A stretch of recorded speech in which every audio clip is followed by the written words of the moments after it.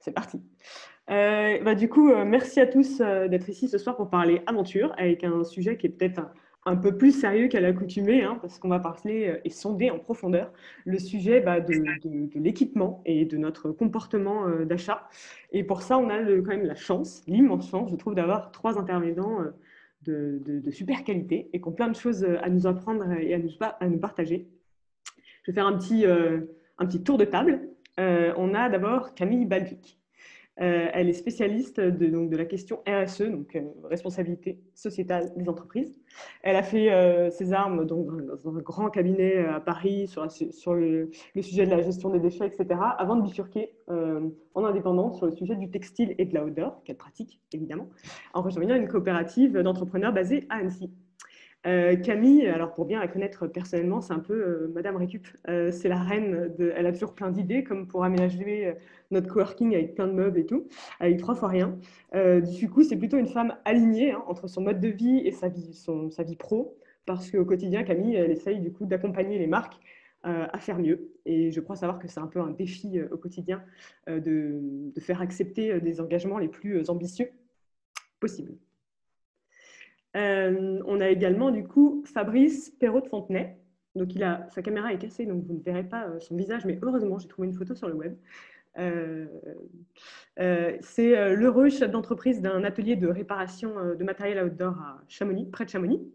Alors, vu du web, on a l'impression que c'est presque le seul en France. Hein. En tout cas, ce qui est sûr, c'est que c'est un pionnier en la matière. Il nous expliquera comment en 6 ans, il a vu les demandes affluer, comment il s'est spécialisé au fur et à mesure. Et il nous dira surtout que lui et ses équipes sont hyper fiers d'avoir une jolie PME rentable, artisanale, à taille humaine, qui a su trouver vraiment sa place du coup dans notre monde actuel et ses enjeux parfois un peu compliqués. Et nous avons en troisième intervenant Nicolas Grammatico, donc qui est là. Voilà. C'est un peu le maker de la bande. Il relève chaque jour ses manches pour fabriquer et assembler des vélos sur mesure uniquement à partir de pièces de seconde main. Il est basé du coup en Bretagne, il s'y est exilé. Après avoir abandonné son poste de responsable informatique pour, comme beaucoup d'entre nous, hein, chercher un métier un peu plus créateur de sens et de valeur pour la société. Il a mis quelques années à réfléchir et finalement à trouver et tracer sa route vers la transition, d'où un peu le nom de son projet, un peu au hasard d'un voyage à vélo, semé d'embûches pour le débutant qu'il était. Et c'est ça qui lui a donné envie finalement de démocratiser l'usage du vélo, mais du voyage à vélo plus particulièrement, et tout ce qui va avec, même l'autonomie en termes de réparation et d'entretien. Du coup, vous l'aurez compris, on a ce soir 3 personnalités plutôt alignées qui œuvrent chaque jour un peu à leur manière à faire advenir une autre économie de l'outdoor. Du coup, déjà, je voudrais peut-être commencer avec une question hyper large, peut-être pour Camille. On parle beaucoup d'engagement, de marques engagées, etc. Est-ce que c'est juste une mode ou est-ce qu'il y a des enjeux un peu derrière, des faits concrets, des chiffres derrière cet engouement pour le responsable? C'est une question très vaste, en effet. Ouais, c'est sûr qu'on a l'impression que c'est une mode parce qu'on en parle de plus en plus. Oui, c'est une mode aujourd'hui parce que je pense que c'est un levier sur lequel les marques, elles essaient de se différencier, de raconter des choses. Après, moi, j'ai un peu l'habitude de dire que celles qui travaillent pour être plus responsables, qu'elles le fassent parce que c'est à la mode ou qu'elles le fassent parce que c'est dans leur conviction, dans leur gène. Tant qu'elles vont dans le bon sens, on va dire que, enfin, moi, je trouve ça bien.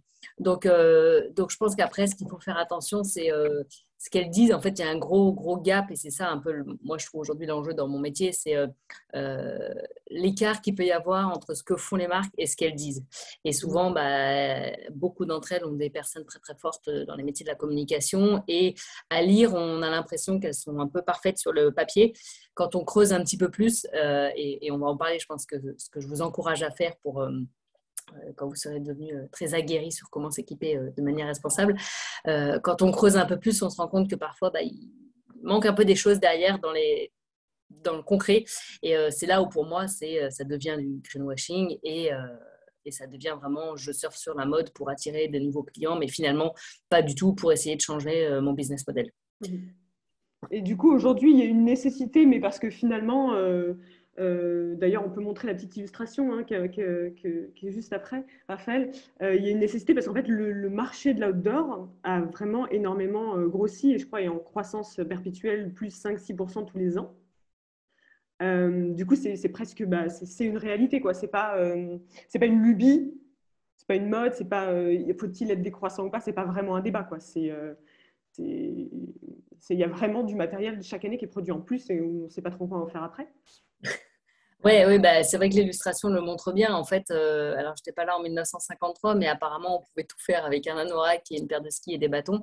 Aujourd'hui, il y a tellement de technologie qui a été développée sur tous les équipements, plein de nouveaux sports, choses comme ça, que on est un peu arrivé à une personnalisation des équipements qui fait que on a l'impression, et là aussi, en fait, ça fait beaucoup partie de ce qu'on entend, parce que c'est pas la réalité, mais on a l'impression qu'il faut un anorak pour le ski de fond, un anorak pour le ski de piste, un anorak pour la randonnée. Et en fait, la problématique, elle est là, c'est que beaucoup de marques dont le but est de grossir et de faire toujours plus de chiffre d'affaires euh, se sont engouffrées dans cette tendance-là à créer un produit pour chaque micro-besoin et du coup à donner l'impression aux gens que pour pouvoir pratiquer une activité, il fallait avoir l'équipement exactement adapté à cette activité-là, alors que finalement, on peut aujourd'hui se satisfaire avec un certain nombre d'objets et de matériel. On peut faire plein d'activités différentes, quoi. Le maître mot étant un peu la polyvalence. Malheureusement, aujourd'hui, on y était avant, là, je pense, avec le bonhomme, on le voit en 1953, il savait tout faire avec quelques petites choses. Aujourd'hui, on en revient beaucoup à essayer d'avoir des vêtements, notamment, qui puissent servir à différentes pratiques sportives, mais ça reste encore des marchés un peu de niche. Oui, tout à fait. Et puis, c'est vrai qu'on est plus dans l'hyper spécialisation, même d'un vélo à l'autre. Pour moi, pour pratiquer le voyage à vélo, le bikepacking, c'est pas du tout les mêmes sacoches. On réachète et c'est infini, quoi. Et puis, qui plus est, il y a peut-être cette tendance aussi je dirais, de l'outdoor qui s'immisce en ville. Du coup, on achète même peut-être des choses, la doudoune Patagonia, même pour la ville.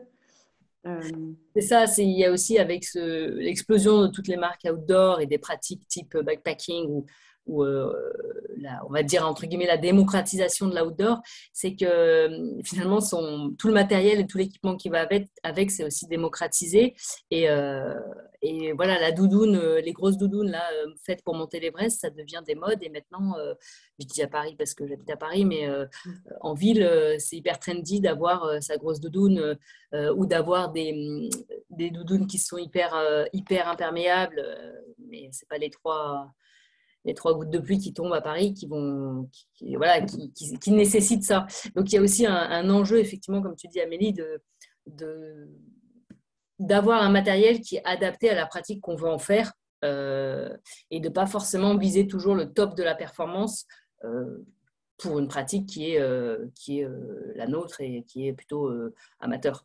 Ouais, tout à fait. Du coup, si on regarde ce petit graphique, hein, est-ce qu'on peut dire que la première chose, si on veut s'équiper vraiment responsable et être soucieux, c'est juste de moins acheter neuf? C'est vrai. Ouais, ouais. Est-ce que c'est la première recommandation? Bah, ce qui est sûr, si on raisonne en termes d'empreinte carbone, c'est un indicateur qui est beaucoup utilisé aujourd'hui, c'est que euh, si on veut diminuer notre impact carbone, là je parle sur tout ce qui est équipement, hein, c'est de diminuer ce qu'on achète. C'est même pas de dire je vais aller acheter la super veste Patagonia éco-conçue avec tous les labels, etc.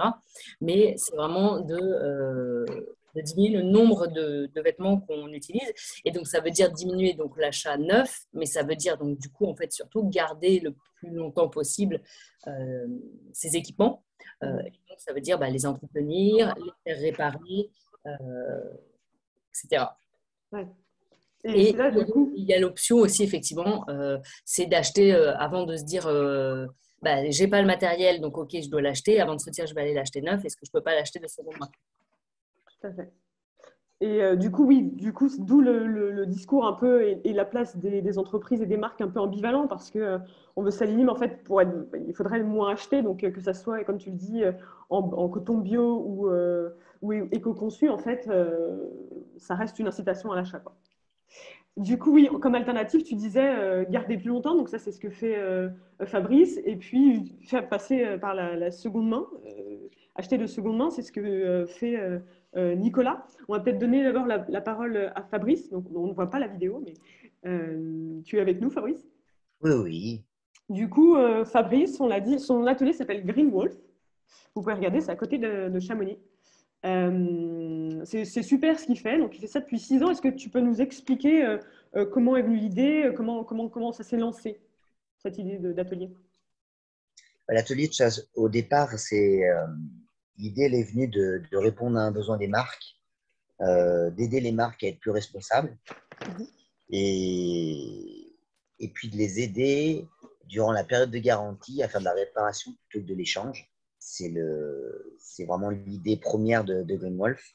On a été créé pour les marques à la base et j'étais content d'entendre un peu citer certaines marques là qui sont plus ou moins avancées en termes de réparation comme Patagonia, voilà, ou d'autres.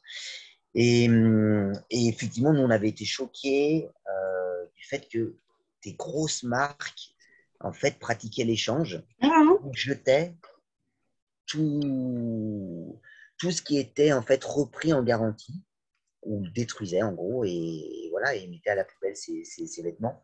Donc, l'objectif, c'était de se dire, ben voilà, maintenant, plutôt que de faire de l'échange, on va vous proposer une solution de réparation. mhm. Et puis, au fur et à mesure, ça va aussi éduquer nous, consommateurs, à non plus tout de suite, si on a un problème, bénéficier d'un vêtement neuf, mais qu'on peut très bien réparer de façon très professionnelle les vêtements qui auraient pu avoir une petite défaillance lors de la garantie. Voilà, ça c'est la base. Après, eh bien, en fait, les marques nous ont fait appel parce qu'une fois que les produits étaient sortis de la garantie, elles voulaient proposer une solution à leurs clients pour bah voilà, qu'on ait plus au bout des 2 ans. Enfin, ça dépend des marques, hein. Ça peut parfois être que 2 ans. Pouvoir quand même avoir une solution de réparation pour allonger la durée de vie des produits. Camille l'a très bien dit, hein, euh, acheter mieux pour faire durer. Voilà, c'est un peu les bases de ce que nous, on veut pousser en tout cas. Mhm. Donc, on s'adresse maintenant, bien sûr, enfin, on s'est quasiment tout de suite adressé après aux particuliers également, qui maintenant nous font appel voilà, fréquemment pour réparer. Donc, nous, on est concentré que sur l'outdoor. On fait que de Ouais. l'outdoor et ça va du textile jusqu'à la cordonnerie. Mhm. Donc, textile, pour nous, c'est les vêtements, c'est les tentes, les sacs de couchage, les sacs à dos. Et puis maintenant, on commence à faire du ressemblage de chaussons d'escalade. Pour après finaliser, on va bientôt être capable de pouvoir ressembler aussi tout ce qui est chaussures de montagne. Et puis, avec les évolutions des chaussures, pouvoir réparer au nid pour certaines marques les chaussures de trail, etc. Mm. Trop bien. Du coup, c'est quoi ta répartition marque et particulier? Est-ce qu'il y a de plus en plus de particuliers? Oui, il y a de plus en plus de particuliers, hein, mais en gros, on est à peu près à 12% pour le particulier de notre chiffre d'affaires. Donc, D'accord. ça reste très marque, hein, mais les marques, c'est des très gros volumes aussi, hein, c'est sûr. Et Enfin, ça dépend des clients qu'on a en marque, mais par exemple, Patagonia, en fait, on n'a jamais de hors garantie chez Patagonia. Donc, tout est pris en charge par la marque, que ce soit une brûlure de cigarette ou autre chose. Donc, effectivement, voilà, ça tronque un peu le débat entre garantie, pas garantie avec une marque comme ça.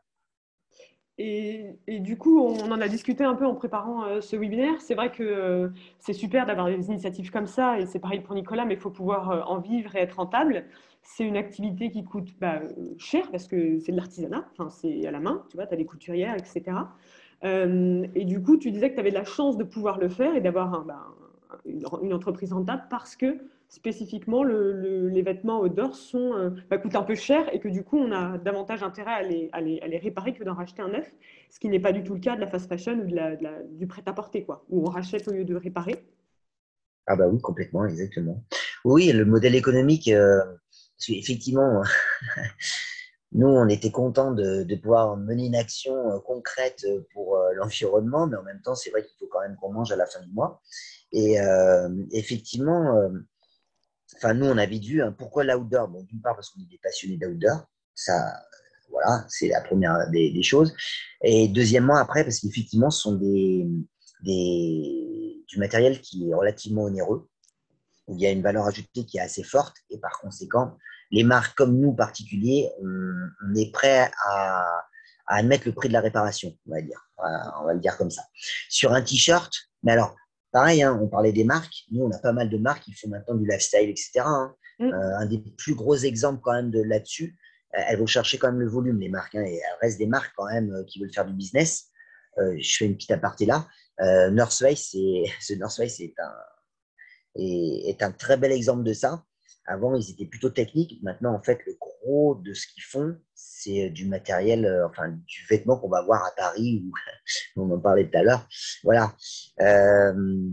Et Patagonia, c'est un peu la même chose aussi. Hein. Donc, nous, on essaie de prendre la partie voilà, qui est la plus technique et qui se vend assez cher. Parce que derrière, si on veut arriver à payer nos couturières voilà, pas cosmique, ben oui, effectivement, il faut que ça reste sur des produits qui ont une forte valeur ajoutée.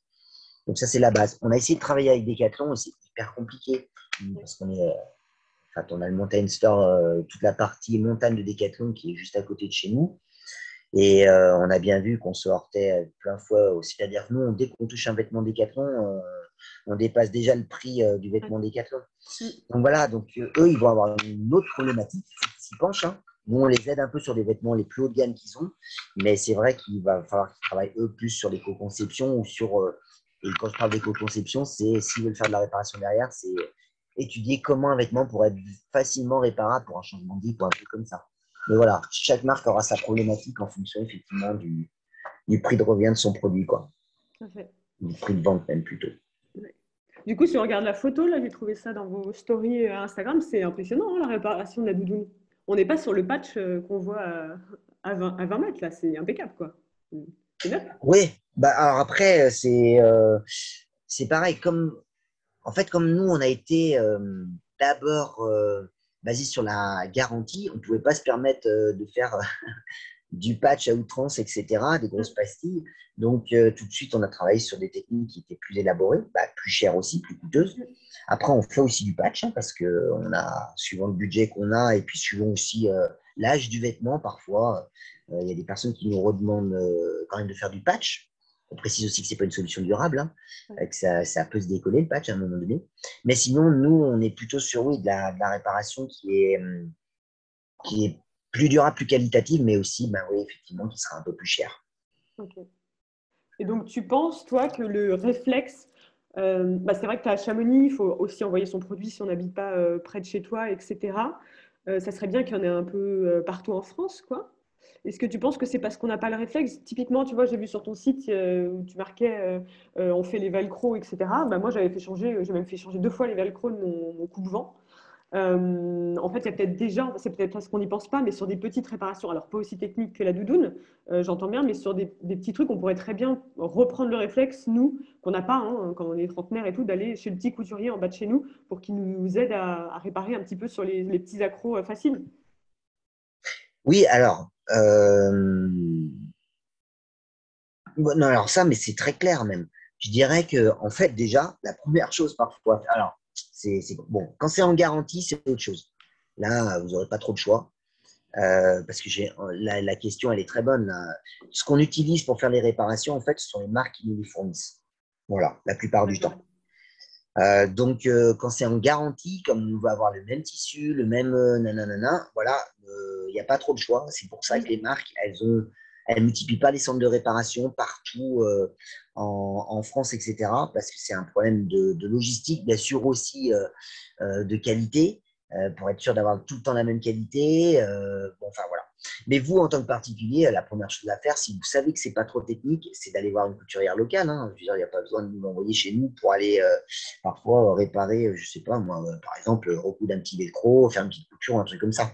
C'est clair. Après, souvent, nous, les gens, ils nous disent, bah voilà, on est allé voir une couturière et là, elle nous a clairement dit qu'elle n'était pas capable de le faire. Et donc, voilà, c'est pour ça qu'on se rapproche de vous. Donc, nous, on est plutôt là pour ça.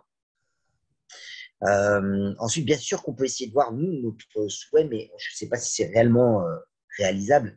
Bien sûr qu'on aimerait bien essaimer un peu partout en France, mais tout de suite se pose la question de la formation. Bien sûr, on pourrait former les gens chez nous, etc. Voilà, former des gens chez nous et après que ces couturières puissent puissent faire la même chose que nous, mais ailleurs en zone géographique française. Mais ceci implique plein de choses. Pour être performant sur de l'outdoor, il faut faire que de l'outdoor. Et il faut faire du volume, entre guillemets, quand je parle du volume, c'est que voilà, si vous faites un zip étanche tous les 3 semaines, bon, bah oui, effectivement, ça ne va pas bien marcher. Après, il y a la fourniture des pièces. Donc voilà, c'est quand même un schéma un peu particulier. Et qu'actuellement, beaucoup de couturières, elles font un peu de tout, quoi. Elles vont faire du rideau, de jean, de ci, de là, etc. Et elles ne se spécialisent pas dans une discipline à part entière pour le moment. Tout à fait. C'est l'enjeu, c'est que les usages grandissent, qu'il y ait de plus en plus de réparations pour qu'effectivement vous pouvez vous déployer. En fait, s'il n'y a pas d'économie, s'il n'y a pas de demande, on peut difficilement créer des offres rentables, quoi. Ouais. C'est l'enjeu. Je regardais les commentaires. Oui, tu as sollicité la formation pour que les gens puissent faire par eux-mêmes. Moi, ça me fait penser peut-être à ce que fait Nicolas. J'ai parlé effectivement de son activité, il va nous en parler, d'assemblage et de fabrication de vélos sur mesure de seconde main, mais surtout, tu as développé, en fait, pour que le cycle soit entier et complet, tu as développé des ateliers, tu as une chaîne YouTube, etc., pour apprendre aux gens à être autonomes. Tu m'as dit une phrase qui m'a marqué quand on a préparé le webinaire, tu m'as dit même un vélo Décathlon de base, s'il est bien entretenu, il dure 20 ans. Oui, voire plus. Mais c'est vraiment ça la question importante, et on en a parlé tout à l'heure aussi au début, c'est faire durer le plus possible les objets, et quels qu'ils soient. Et ça demande de connaître ces objets, en fait, quels qu'ils soient, parce que on parlait des vêtements, mais un vélo, c'est pareil. Si on connaît son fonctionnement général, pas forcément le fonctionnement vraiment précis, on sait ce qu'il faut faire pour qu'il fonctionne bien, qu'il dure le plus longtemps possible. Et souvent, c'est juste des toutes petites choses, c'est du nettoyage. Et vraiment, c'est des trucs que personne ne fait, mais qui permettraient que bah, voilà, la transmission dure plus longtemps, parce qu'un vélo sale, je parle au niveau de la transmission, hein, le cadre, lui, il s'en fout un peu, mais un vélo propre au niveau de la transmission, il va durer beaucoup plus longtemps, et on aura besoin de changer les pièces beaucoup moins régulièrement. Et en plus, c'est vraiment un plaisir de rouler avec un vélo qui est bien entretenu, parce que en fait, quand tu roules, tu n'entends rien. Et ça, c'est un premier test que vous pouvez faire quand vous prenez votre vélo, c'est que vous allez faire un tour et vous écoutez ce qui se passe. Et si vous n'entendez rien, c'est que le vélo, il est nickel, il est propre, il est bien réglé, il n'y a aucun problème. Mais si vous entendez que la chaîne, elle siffle, que ça résiste un peu au pédalage, que quand vous freinez, ça fait du bruit bizarre, ben, tout ça, c'est des petits entretiens que vous pouvez réaliser vous-même, ou avec une petite formation ou des petites vidéos et c'est des trucs qu'on fait simplement avec une clé Allen parfois, donc c'est pas très compliqué. Ouais, c'est intéressant que tu me dises ça, que finalement c'est de l'entretien léger et qu'il n'y a pas besoin d'être mécano dur pour faire durer son vélo, quoi. Il faut Voilà, juste prendre le temps. exactement. Pour ce qu'on va dire, l'entretien de surface le plus régulier.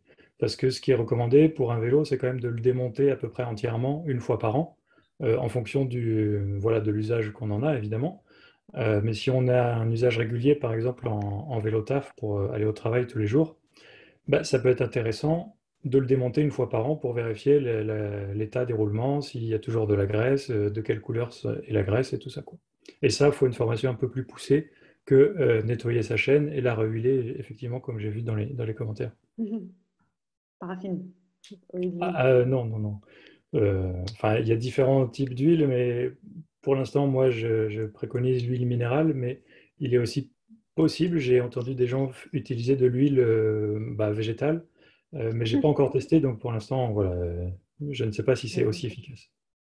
Un peu d'huile d'olive sur la chaîne. Du coup, toi, Oui, c'est ça. tu proposes des ateliers, enfin, tu vas chez les gens, leur montrer un peu, leur expliquer leur propre vélo. C'est rigolo. Ouais, alors c'est Donc, plutôt le contraire. ouais. C'est plutôt des personnes qui viennent à moi avec leur vélo, parce que je fais pas l'atelier en itinérance. C'est un peu compliqué dans la mesure où tous les vélos sont un peu différents. Et moi, j'ai plein d'outils à l'atelier, mais amener tout ça parce que tu sais jamais quel cas tu vas avoir en face de toi, bah, c'est pas forcément simple. Donc, je préfère que les gens viennent avec leur vélo. Et souvent, le premier truc, ça c'est un truc vraiment qui m'arrive à chaque fois, c'est l'usure de la chaîne. Ça, c'est vraiment le truc. Je teste à chaque fois, c'est un tout petit outil qui coûte 10 euros en occasion, hein, je parle des prix. Et ça, vous testez l'usure de la chaîne à chaque fois, elle est foutue quand on vient me voir. Parce qu'une chaîne, en moyenne, c'est entre 2 et 3 000 km. Donc ça va assez vite. Et si on roule avec une chaîne usée, on va user tout le reste de la transmission beaucoup plus rapidement. Donc ça, c'est un test à faire. À la limite, vous allez en magasin, vous demandez au gars de tester la chaîne, il ne va pas vous prendre 5 euros pour ça. Et vous saurez. Et à ce moment-là, vous pourrez la changer. Mhm. Et moi, mon objectif, quand les gens viennent à moi avec leur vélo, c'est qu'ils sachent tout faire sur leur propre vélo. C'est Mhm. pas de tout connaître sur le vélo, c'est de savoir maîtriser son propre vélo. C'est ça l'idée. Nicolas, il y a une question du public qui est où es-tu basé Ah dans oui. les ateliers? Alors moi, je suis en Centre-Bretagne. Donc le Centre-Bretagne, c'est les Côtes d'Armor et situé à mi-chemin entre Guingamp et Rostrénen. Donc voilà, vraiment dans la campagne bretonne, on est très tranquille, on est entouré de champs et de voisins charmants. Donc c'est super sympa et voilà. Donc pour les visites, c'est agréable et on n'est pas très loin de Paris, 1 heure et demie de TGV. Ouais, vive la Bretagne. Tout à fait. Mais du coup, tu montes aussi des vélos. Donc là, on peut les commander partout en France, hein, ça marche. Il faut juste venir le Oui, chercher ou tu les envoies, mais c'est quand même bien d'aller chercher son vélo avec la personne qui l'a monté. oui. Du coup, toi, pour revenir rapidement sur ton histoire, tu peux nous dire brièvement comment du voyage à vélo, tu es passé mécano sur mesure de seconde main. Ça, Ouais. Bah, déjà, la première idée, c'est la seconde main, parce qu'en fait, avant de monter ce projet autour du vélo, moi, je faisais partie d'une asso qui avait pour but de promouvoir la réduction des déchets. Et il y a une grande partie de cette promotion qui passe par le seconde main. Parce que qui dit seconde main dit tout de suite réduction des déchets, de la pollution et de l'impact environnemental global. Parce que quand on dit utiliser de la seconde main, c'est-à-dire utiliser des objets qui existent déjà, qui sont déjà présents en France. Et du coup, en termes de coûts de transport, rien que ça, moi, toutes mes pièces, elles viennent de France. Et donc, les pièces qui ont été fabriquées déjà en Indonésie, qui sont arrivées ici parce que quelqu'un les a achetées, moi, je les récupère après. Et du coup, j'ai pas tout l'impact environnemental qu'il peut y avoir, par exemple, sur un vélo neuf. Et un vélo neuf, quel que soit le vélo, qu'il soit fait en France ou classique en Indonésie, bah, vous allez avoir au moins la transmission qui est faite ailleurs. Et bah, c'est souvent l'Indonésie, le Japon. Donc, il y a déjà ce coût de transport qu'il faut prendre en compte. Et c'est à partir de cette idée-là d'écologie et de seconde main que j'ai monté mon projet autour du vélo. Et la mécanique, c'est venu surtout parce que j'y connaissais rien en fait. Et que ça m'a un peu handicapé lors de mon premier voyage à vélo parce que ne serait-ce que changer une chambre à air, bah, c'était compliqué.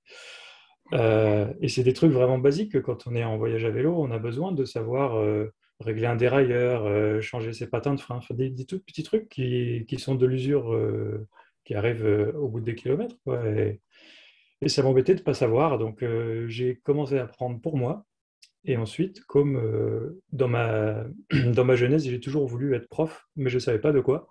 Et ben, finalement, en apprenant le métier de mécano-vélo, bah, ça m'a passionné et j'ai voulu partager cette passion autour de mon projet, quoi. Génial. Génial. Donc, grosso modo, tu proposes tes premiers prix, c'est 500 euros pour un vélo de voyage correct, c'est ça? Oui, alors les premiers prix, c'est un peu difficile à dire, mais c'est à peu près ça. Mais ça dépend surtout du projet de la personne. Moi, je ne promets pas de miracle. Disons que le vélo le moins cher possible pour faire un voyage, on peut même faire un vélo avec que de la récup. On prend un vélo vintage, on peut lui coller un porte-bagages à 20 euros et ça peut le faire. Mais on ne va pas voyager dans les mêmes conditions qu'avec un vélo, par exemple, où on met un budget à 1500 euros. Donc moi, je ne promets pas de miracle. Mes prix sont moins élevés forcément que le neuf parce que c'est des pièces d'occasion. Et mon prix de main-d'œuvre, il est moins élevé aussi parce que j'ai fait le travail de mon côté de réduire mes charges de vie. Donc je peux proposer des coûts moindres pour rendre accessible en fait le montage de vélo à peu près n'importe qui. Mais voilà, c'est difficile de donner un prix minimum ou un prix moyen. Ouais. Ça dépend vraiment du projet du client et de sa façon de voyager, quoi. Trop bien. Trop bien. Bravo, ça donne envie de trouver une petite échappatoire à sa vie et de lancer des projets comme ça. Du coup, seconde main, ouais. Donc c'est une alternative. On était parti sur la seconde main parce qu'on disait avec Camille, consommer moins, donc moins acheter. Acheter de seconde main, donc il y a quand même pas mal de plateformes en ce moment qui se lancent pour acheter d'occasion, des plateformes un peu du coup outdoor. Alors il y a les classiques qu'on connaît, il y a les généralistes, hein, on peut aller sur le Bon Coin, Vinted, etc. Et puis il y a des toutes nouvelles personnes, là, des plateformes, je vais vous les mettre dans les commentaires. Il y a Campsider, Barouders, Everride, tout ça c'est des plateformes maintenant où on peut vendre et acheter son matériel d'outdoor de seconde main, le vieux campeur aussi. Pour le vélo, il y a Troc Vélo, qui est quand même incontournable. C'est dingue ce développement, du coup, on se dit qu'il y a vraiment des nouveaux usages. Du coup, on achète beaucoup moins, Camille, c'est top. Eh ben ouais, justement, c'est un peu la problématique de ce développement de toutes ces plateformes et tout ça. C'est très bien sur papier, puisqu'on se dit on va pouvoir à la fois offrir enfin rendre accessible en fait des équipements ou des produits qui ne le sont pas forcément neufs pour les gens. Il n'y a pas que le côté écologique aussi là-dedans, il y a aussi une part économique importante parce qu'il ne faut pas oublier qu'il y a aussi voilà, des équipements qui sont très chers et oui, comme il y a Maria qui parle du Trocathlon, effectivement, ou d'autres, ça permet de s'équiper pour un prix bien moindre. Après, la problématique là-dedans, c'est l'effet rebond et on l'a constaté plutôt aujourd'hui sur tout ce qui est fast fashion et notamment sur la plateforme Vinted parce qu'il y a eu des études qui ont été menées dessus sur le fait que finalement, de rendre plus accessibles certains produits, aller finalement pousser à la surconsommation parce que on se dit, déjà on a une offre pléthorique d'équipements pas trop chers, donc on va dire qu'on succombe plus vite à la tentation. Et il y a aussi un côté très pervers de la revente d'occasion, c'est que finalement on se dit, c'est pas grave si je l'utilise pas trop, je vais acheter un produit neuf parce que je sais que je pourrais le revendre d'occasion. Donc ça, c'est un peu pour les revers de la médaille, parce que moi je trouve ça toujours très bien hein, l'occasion et je m'équipe quasiment exclusivement en occasion, comme disait Amélie, que ce soit pour les meubles de l'espace de coworking ou des vêtements ou du matériel. Mais voilà, il faut faire un peu attention parce qu'en fait, il y a eu avec toutes ces plateformes le développement de plein d'allers-retours de colis envoyés. Donc la paire de baskets qui avait été achetée neuve par Monsieur Dupont, elle est revendue peut-être derrière 3 fois, donc sa durée de vie est allongée. Donc sur ce principe-là, c'est vertueux. Mais si finalement, en fait, elle est utilisée que pour un jogging une seule fois par chaque personne, et ben, elle va se balader et son empreinte carbone ne va pas être si vertueuse que ça.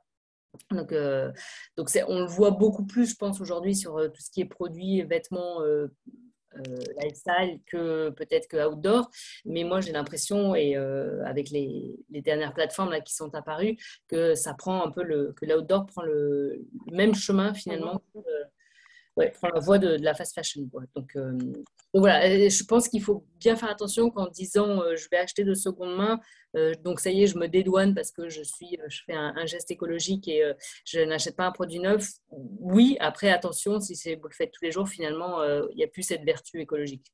Ouais. Ok. Donc seconde main, mais voilà, pas pour consommer plus derrière.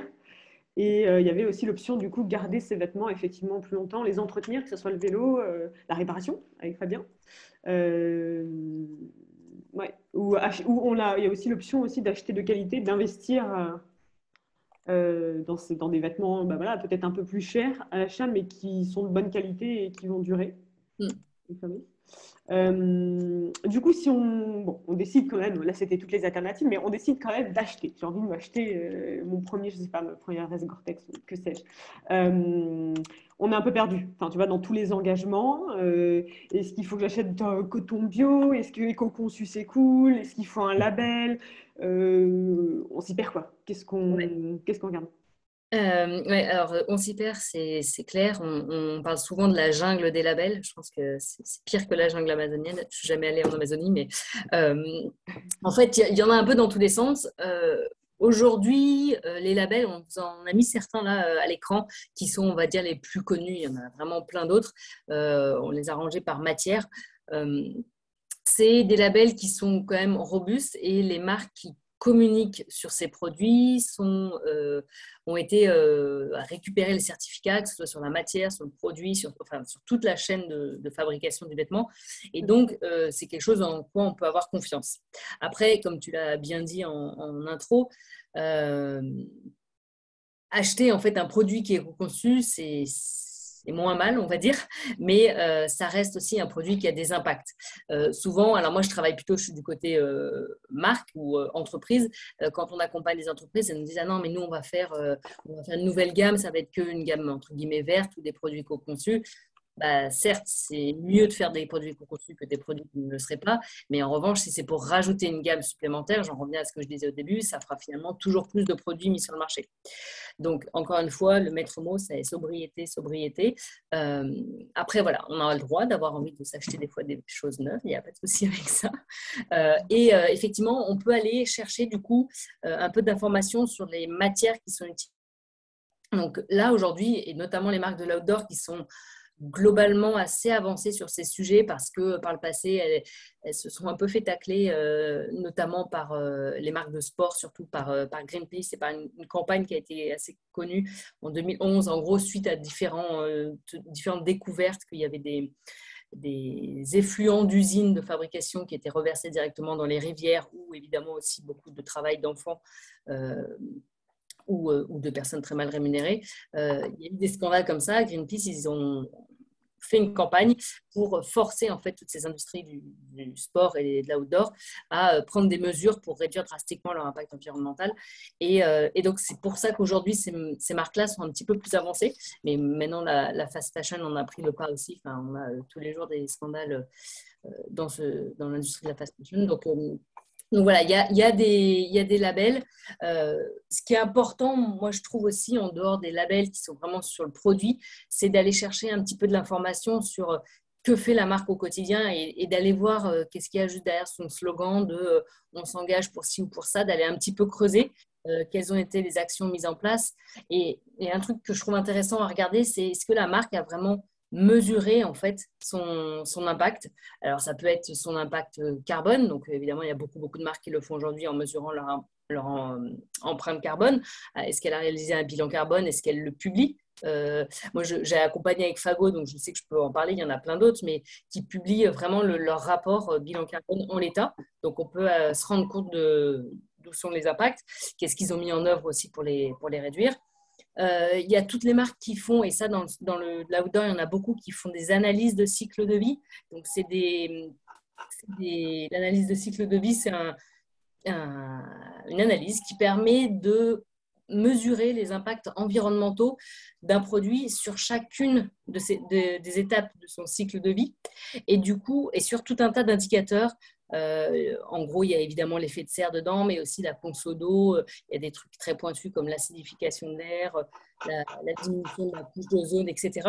Et en fait, l'enjeu de mesurer sur tous ces impacts, sur tous ces critères, c'est de s'assurer qu'en mettant en place une action, typiquement en prenant un coton bio, par exemple, versus un coton conventionnel, est-ce qu'on vient bien réduire l'impact environnemental global et non pas que sur des indicateurs ciblés.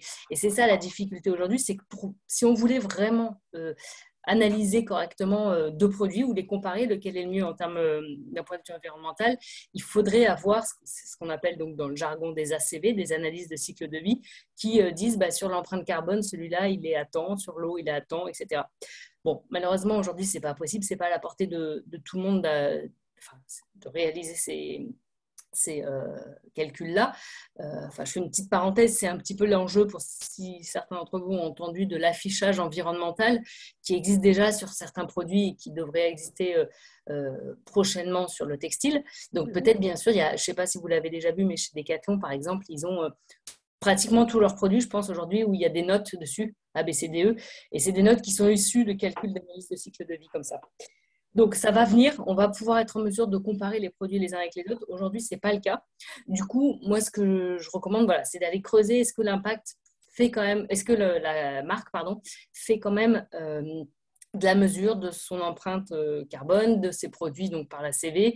Il y a un autre label sur lequel moi je travaille aussi aujourd'hui beaucoup, qui est un label Bicorp, qui est beaucoup plus généraliste et qui permet de connaître le score de l'entreprise sur vraiment là, une mesure beaucoup plus globale sur son impact à la fois environnemental, mais aussi auprès dans son écosystème, auprès des communautés locales, auprès de ses fournisseurs, de ses clients, qui donne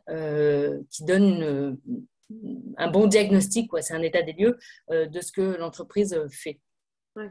Ce qu'il faut retenir aussi du coup du cycle de vie, c'est que on disait qu'en fait, quand c'est made in France, on se rend compte que par exemple l'impact du transport, c'est pas forcément que le truc à regarder, parce qu'on voit qu'il y a aussi la fabrication des matériaux. Donc en fait, il faudrait tout analyser, quoi.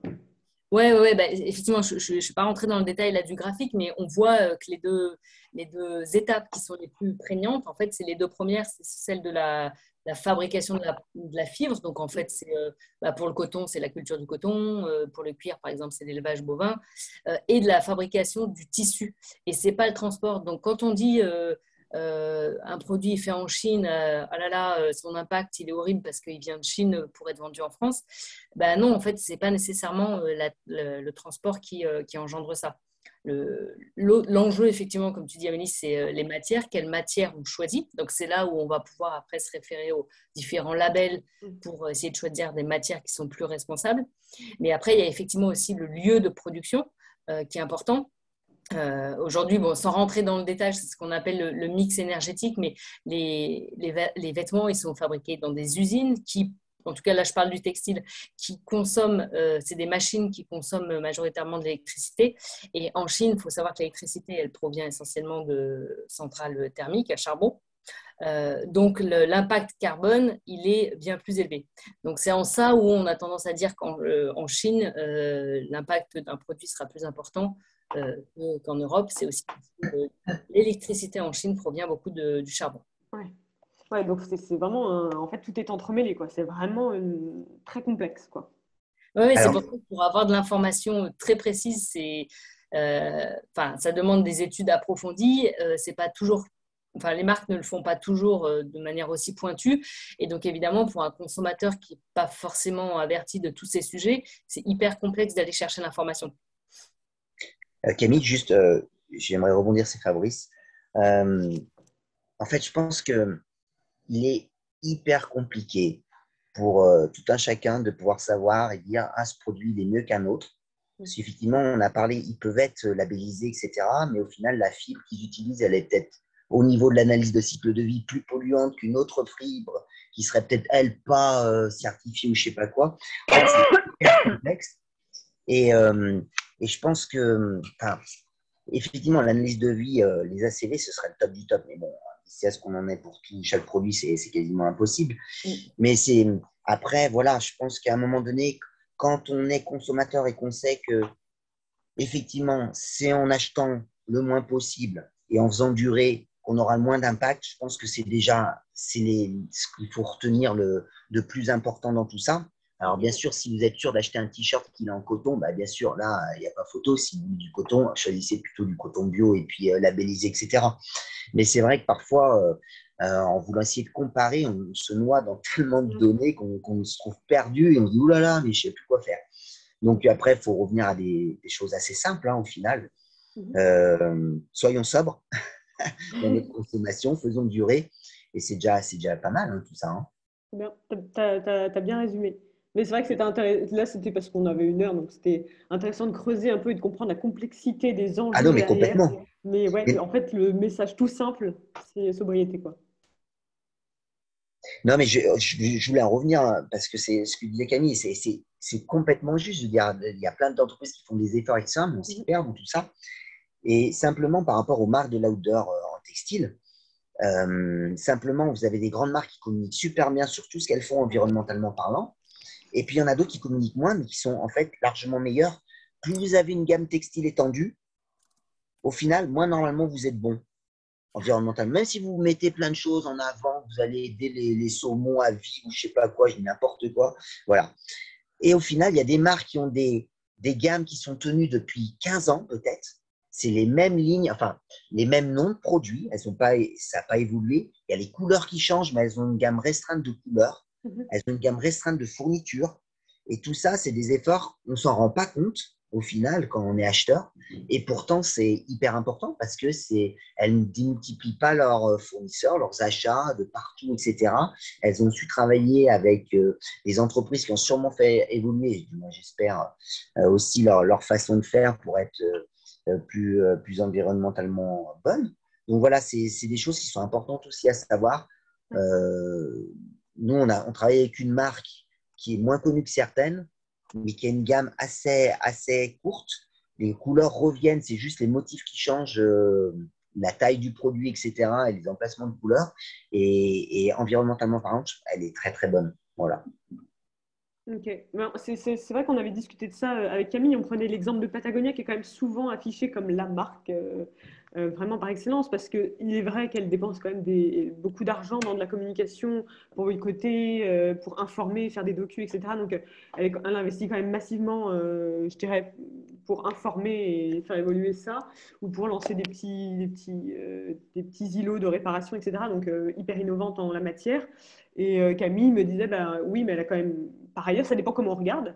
Par ailleurs, au début où elle était vraiment avec une gamme peu étendue, ils ont quand même aujourd'hui, ils ont beaucoup, beaucoup de produits, beaucoup de gammes, beaucoup de couleurs.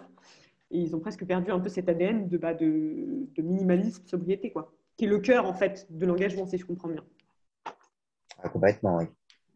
Et du coup, à part Patagonia, est-ce que vous auriez, alors toi Fabrice, parce que tu vois de près, Nicolas peut-être dans les vélos, est-ce que du coup, en comparant et en étant au contact des matières et voilà, des marques et des produits, c'est une question qui est récurrente quand on part à l'aventure, qu'on nous pose souvent.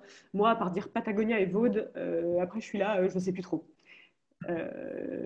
Du coup, qu'est-ce qu'on dit aux gens qui disent c'est quoi les meilleures marques responsables? Qu'est-ce qu'on dit? Nicolas, vas-y, hein. Ouais. C'est En fait, compliqué, hein. moi, ce que j'ai envie de dire, c'est surtout, enfin, moi, mon credo, c'est la seconde main. Donc, pour moi, plutôt chercher la marque qui fait la meilleure qualité et la prendre de seconde main. Et non pas chercher laquelle est la plus responsable, parce que pour moi, un produit neuf, quel qu'il soit, il est mauvais, écologiquement parlant, parce qu'il a demandé une création d'objets et donc il est allé chercher de la ressource quelque part. Donc pour moi, c'est mauvais. Mais ça, c'est ma philosophie à moi. Mais du coup, ne pas chercher forcément la marque qui est la meilleure en termes environnementaux, mais plutôt en termes de qualité, la prendre de seconde main et la faire durer par l'entretien et le soin. Et aussi s'intéresser d'abord à son usage. Parce que c'est pas parce que tel ou tel sportif de haut niveau utilise telle ou telle marque que c'est bon pour nous. Moi, je parle souvent de vélo, mais tu parlais de bikepacking tout à l'heure. C'est pas parce qu'il y a des mecs qui sont super sympas et super beaux, qui voyagent de telle façon, que toi, tu dois faire la même chose. En fait, il faut d'abord se poser la question, quel est mon usage, mon souhait, et ensuite chercher le produit qui répond à ce besoin-là. Et je voulais juste aussi parler de petites astuces pour trouver le matériel de seconde main. La première astuce, c'est d'avoir du temps, hein. Mais la deuxième, c'est de choisir son moment. Parce que pour l'équipement, donc en vélo, mais je pense qu'en outdoor, globalement, c'est un peu la même chose, c'est acheter hors saison. Ça, c'est vraiment un truc qui est important. Parce qu'en seconde main, typiquement, tu parlais de Vaud, il y a Ortlieb aussi en sacoche. Si tu cherches ça en été, Ouais. pour équiper ton vélo, c'est mort. Il y en a une qui sort, 20 minutes après, elle est vendue. Mais si tu la cherches en septembre, quand tous les gens qui ont fait leur premier voyage à vélo et qui ont acheté le super matos, le truc génial qu'il faut, qui est recommandé dans tous les blogs, mais que finalement ça ne leur convient pas, ils vont le revendre en septembre. Et donc, tu as la période en septembre, et après, tu as la période voilà, octobre, novembre, décembre, janvier, février, quand il pleut, qu'il fait pas beau, que personne fait du vélo. Là, tu peux acheter le matos parce que, d'une part, il y a un peu moins de pression sur l'occasion, donc il peut être moins cher. Et d'autre part, tu as plus le temps de choisir, et voilà, tu n'es pas à être obligé d'avoir les notifications toutes les 5 minutes, quoi. Tout à fait, trop bien. Merci pour Voilà. cette réponse. Fabrice, tu veux ou coup, Camille sur une marque ou... Ouais, ben, moi je rejoins bien Nicolas là-dessus, hein. Alors c'est sûr que sur le vélo, c'est peut-être plus simple que pour certains achats. Je vois pour les chaussures, par exemple, c'est compliqué d'acheter. Enfin, moi en tout cas, par exemple, les chaussures seconde main, j'aime pas trop. Parce qu'on a des pieds qui sont différents, etc. Et puis, alors c'est peut-être une fausse idée, hein, que je me fais. Mais voilà, je pense on peut avoir des éléments pour choisir, etc., des produits qui soient mieux que d'autres.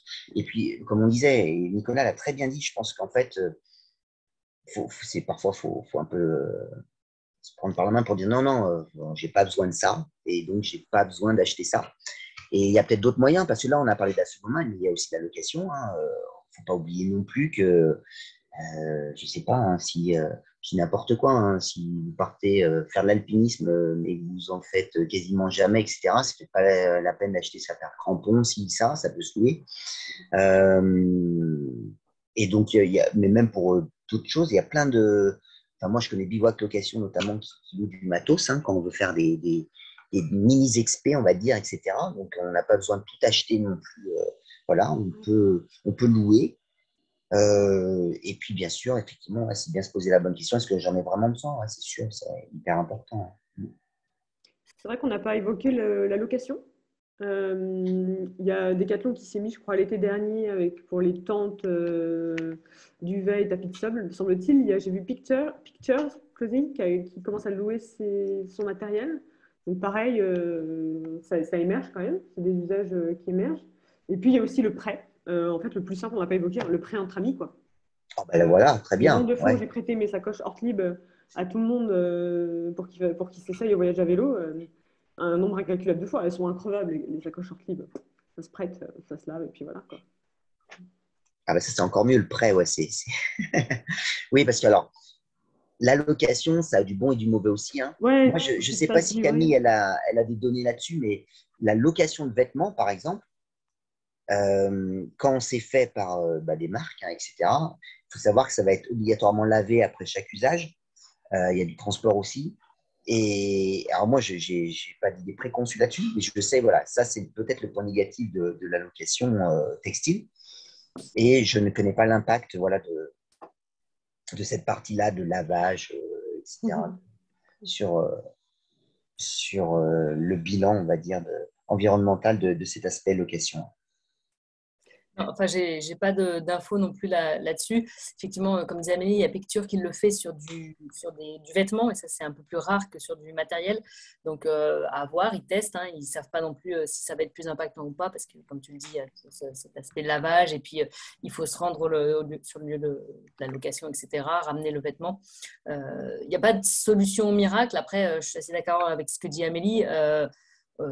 Avant de se poser la question, en fait, avant d'acheter neuf, si on fait un peu une hiérarchie, il y a peut-être se poser la question autour de moi, est-ce que quelqu'un peut me le prêter? Et surtout, bien réfléchir à est-ce que j'en ai besoin? Et surtout, est-ce que j'en ai besoin si c'est pour le faire une fois ou si c'est pour le faire plusieurs fois? Moi, j'ai tendance à dire, quand il faut un nouvel équipement, de tester d'abord, de soit louer, soit se faire prêter, soit emprunter pour sa première fois. Et si vraiment on estime qu'on en a besoin et qu'on va le rentabiliser et que ça devient plus impactant de traverser Paris ou je ne sais pas quoi pour aller chercher à chaque fois une occasion de l'autre côté, effectivement, là, peut-être on peut se poser la question d'acquérir le truc. Mais en plus de l'aspect écologique et économique, moi, ce que je trouve chouette, et on l'a fait pas mal avec Amélie sur du prêt de sacoche, autre chose, c'est qu'on rencontre des gens en fait aussi par ça, et ça crée du lien, et c'est aussi un peu une des raisons de l'école, mais de mettre en lien des gens pour se prêter du matériel, quoi. Ça, c'est vrai, le matériel outdoor, mais c'est vrai pour plein d'autres choses dans la vie, mais c'est quand même des choses qui sont juste revenir, comme tu disais tout à l'heure, Fabrice, au bon sens, quoi, et frapper, entre guillemets, à la porte de son voisin pour demander s'il n'a pas un sac à dos. Ça peut permettre de faire des belles rencontres. Ouais. C'est vrai que c'est ce qu'on faisait avant, c'est la société marchait comme ça, quoi. On a un peu perdu de ça, donc c'est vrai qu'on a tous 2 sacs à dos dans notre placard et on n'ose pas se les demander, quoi. C'est un peu bête. Encore faut-il reparler à ses voisins, etc., dans nos appartements. Mais ouais, mais comme quoi les alternatives, ouais, elles existent déjà, elles ne sont pas si compliquées que ça, quoi. C'est juste des habitudes et des usages à faire changer. Bon, ça, voilà. Très bien. Moi, j'ai fait à peu près le tour des questions et en plus, on est pile poil à l'heure. Oui, juste David parlait des Repair Café, de l'association Repair Café, donc il y en a plusieurs d'ailleurs. Donc pour aller, c'est comme les ressources. Ah non, les ressourceries, c'est pas pareil, pardon. Les ressourceries, si on apprend à réparer dans les ressourceries, ôtez-moi d'un doute. Pas forcément. Ça Pas dépend. Ça forcément. dépend des endroits. où ils les réparent et ils les remettent en vente, quelque chose comme ça. Mais c'est vrai qu'il y a les Repair Café, il y a tous les ateliers pour que ce soit réparer son vélo ou son matériel, ouais, être autonome dans la réparation, quoi. Mais Et voilà, pour le c'est vélo, pour le vélo, il y a le réseau Eurocyclage qui répertorie les ateliers de vélo participatif où on peut venir avec son vélo pour le réparer avec des bénévoles qui filent un coup de main et qui ont la maîtrise technique pour pouvoir le faire soi-même, en fait. yes. Trop bien. Bon, je crois qu'on a fait à peu près quand même le tour et des enjeux dans leur complexité et des solutions qui finalement, en fait, sont simples. Le problème est complexe, mais les solutions sont assez simples à mettre en place. Donc c'est chouette, j'espère que ça a éclairé nos participants sur qu'est-ce que je vais acheter, comment je m'y prends. Voilà. Merci à tous d'avoir été là. Je crois il n'y a pas d'autres questions. Merci beaucoup et à bientôt. Merci. Bonne soirée. Merci.